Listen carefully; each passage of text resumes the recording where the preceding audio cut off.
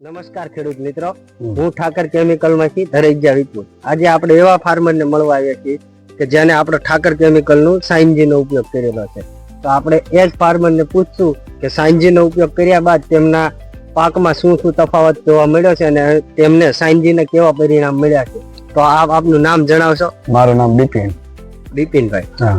તો તમે જયારે આ સાઇનજી નો ઉપયોગ નતો કર્યો પાકમાં ત્યારે તમારા પાક કપાસ કેવો લાગ્યો? આમ પેલા છે થોડીક અત્યારે આ સાટા પછી સારું કુણેપ છે અને લીલો અને ફાલ ફૂલે સારું.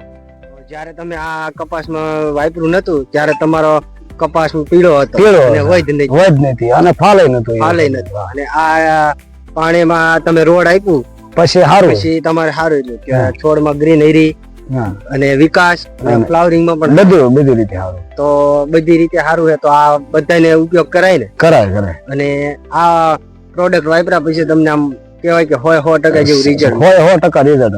અને આ તમે છેલ્લા કેટલાક વર્ષથી વાપરો? અમે તો આજે 1 ના વર્ષમાં ના વર્ષથી તમે નવું સ્ટાર્ટ કર્યું. તો નવું તમે પ્રોડક્ટ લાવ્યા એમાં તમને આમ સંતોષકારક રિઝલ્ટ મળ્યું? સંતોષકારક. અને આ આપણે દર વર્ષે હવે એમ કહેવાય કે વાપરી શકાય. તો દર વર્ષે આ વાપરી શકાય. હા.